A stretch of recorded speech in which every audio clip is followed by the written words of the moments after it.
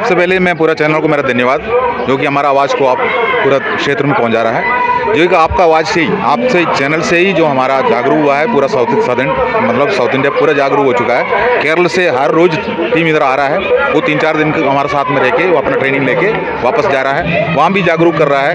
आने वाले टाइम पर जो 3 तारीख को जो हमने 3 अप्रैल के लिए जो हमने एक बड़ा कॉल की है, उसी के बारे में उन्होंने सब जानकार लेके जा रहा है यहाँ से। और उसमें जो भी निवेदन देना है वो तो हमने सोशल मीडिया के जरिए पहले से छोड़ चुका है, पहले से बयाट हो चुका है। पूरे पूर्व सैनिक क्या है, हमारा मांग क्या है, सब पूरा सरकार के पास भेजने के लिए पहले से बयाट है। हमारे जो सेना का अधिकारी भी देख रहा है उस चीज़ को, हमने कोई चीज़ छुपाया नहीं है। हमने इस मंच से जो हमने हमारा कार्यकर्ता ने जो भी किया है, हमने छुपाया नहीं है। सर, कुछ पूर्व सैनिक, कुछ पूर्व ऑफिसर भी आपके समर्थन में आ गए। उन्होंने आज बयान दिया है, जो बहुत ऑफिसर थे, उन्होंने कहा जवानों के साथ गलत हुआ है। तो ऐसे ऑफिसर जो आपके समर्थन कर रहे हैं, आपकी बात के लिए कर रहे हैं, ज़्यादातर तो नहीं कर रहे, लेकिन जो कर रहे हैं उनको क्या कहना चाहेंगे? उसको करना पड़ेगा, जो कि हमने नाजायज कोई भी मांग नहीं की है। हमारा साथ में भेदभाव का जो दूसरा प्लेटफॉर्म में हमें खड़ा किया है, वो हमारा ही अधिकारी द्वारा ही हुआ है, जो कि सरकार देने के लिए बैठा है। लेकिन सरकार के पास हमारा मांग ही नहीं था, जवान जैसे को मांग नहीं था, इसलिए उन्होंने हमको नहीं दिया। लेकिन अब जो हमारा सेना का अधिकारी अगर उस पर बदलाव करना चाह रहा है, तो बिल्कुल हमने उसको वेलकम कर रहा हूँ, स्वागत कर रहा हूँ। जो कि फिर भी हमने कोई नाजायज कोई मांग नहीं किया है उनको। अभी कम से कम अभी तो नींद से जो खुल के बाहर आया हुआ है। देखिए, लगातार ये बात हो रही है सर कि OROP 2 के अंदर सरकार ने जो वादे किए थे वो पूरे नहीं हुए। चाहे MSP की बात हो, चाहे डिसेबिलिटी पेंशन की बात हो, चाहे विधवा पेंशन की बात हो, सब तरफ जवानों के साथ अन्याय हुआ। क्या हुआ है? पहले तो नमस्कार।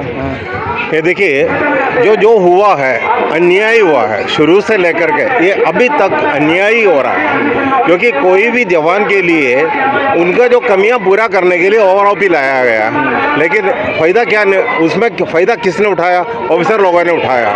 कोई फ़ायदा जवान तक नहीं मिला है। अभी उसका बारे में, इसका लास्ट में ये जो है इसी साल में जनवरी महीने में, मतलब 20 तारीख को जो है इसको निकाला गया है। हमने वो 1 महीना लेकर के, क्योंकि कई ऐसे जगह नहीं है कि इतना बड़ा एक रिपोर्ट को पढ़ करके 1 महीने के अंदर, मतलब जो है हम इसको बड़े मुश्किल से 20 तारीख को फरवरी यहाँ पर इधर आया है, हमने अपना धरना शुरू किया है।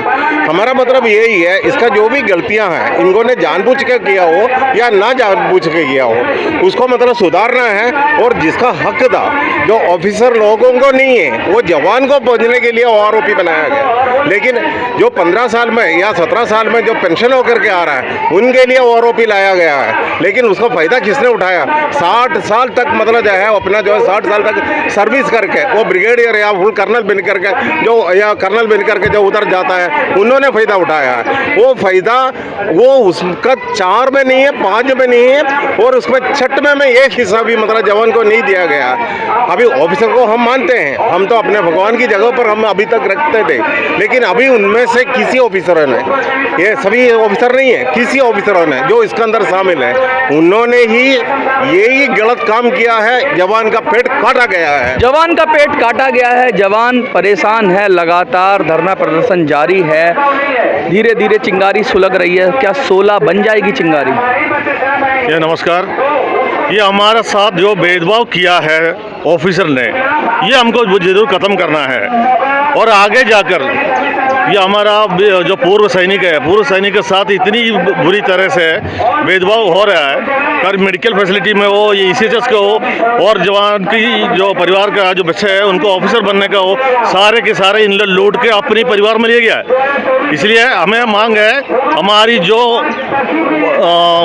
नुकसान हो चुका है वो हमको वापस चाहिए। नुकसान सबसे पहले जो है आप लोगों को सबको धन्यवाद देता हूँ। हमें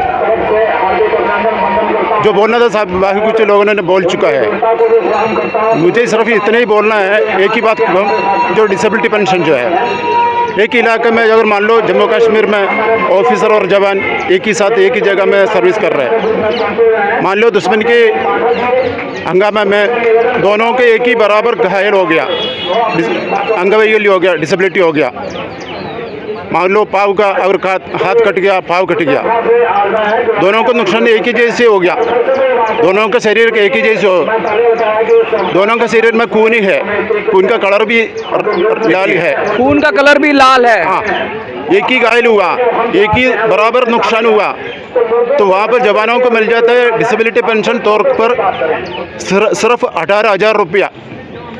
20,000 से कम ही।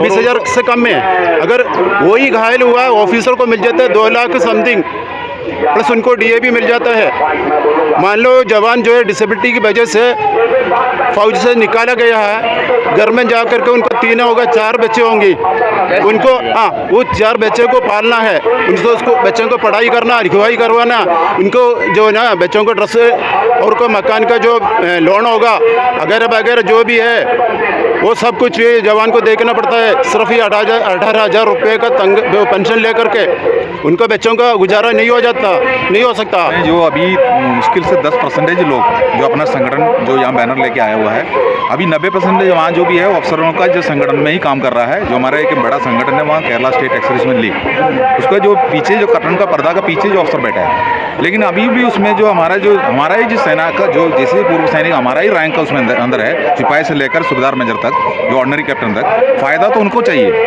लेकिन जो फ़ायदा लिया हुआ जो कमांडर का पीछे अभी भी वो चुपके से बैठा है उनको कुछ कर रहा है। लेकिन उन्होंने बैनर लेके जो हर जगह पर जा रहा है, लेकिन हमने एक बड़ी कॉल रखा है यहाँ, वो भी 3 तारीख को 3 अप्रैल 2023 को पूरा DC DM को हमने जो निवेदन देने जा रहा है, और पर्सनली भी हमने लेटर लिख रहा है, व्यक्तिगत रूप से भी हमने रक्षा मंत्री को लेटर लिख रहा है। ये सब चीज़ें हमने व्हाट्सएप में जोड़ा हुआ है। तो ये सब होने के बावजूद भी और एक अलग डेट निकाल के वो चल रहा है अपना मुहिम को, एक अलग डेट निकाल के 31 तारीख का किया है।